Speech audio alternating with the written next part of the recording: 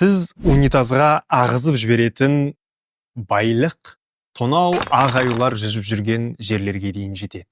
Яғни астаналықтардың нәжісі дәретханадан мұхитқа дейінгі ұзақ бір сапар шегеді. Астана қаласының канализациясы қала маңындағы арнайы канализацияны тазартатын станцияға аттанады әуелі. Ол жерде біздің тіршілігіміздің айғақтары 4 кезеңдік тазартудан өтеді. Ол шынымен соңында тап-таза суға айналады. Ол су Есіл өзеніне құйылады. Көктемгі су тасқыны кезінде бір журналистер Есіл өзенінің бағытын білмейтінін көрдік. Есіл өзені Астанадан солтүстік батысқа қарай Есіл қаласына барады. Одан солтүстік шығысқа қарай Петропавлға барады. Сөйтеді де біздің дұғай сәлеміміз Құдай қосқан көршіміздің жеріне жетеді.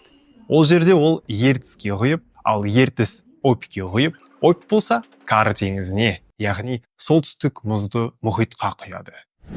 Осындай қызық дүниелер әлемдегі судың барлығы өзара бітісіп байланысып жатыр.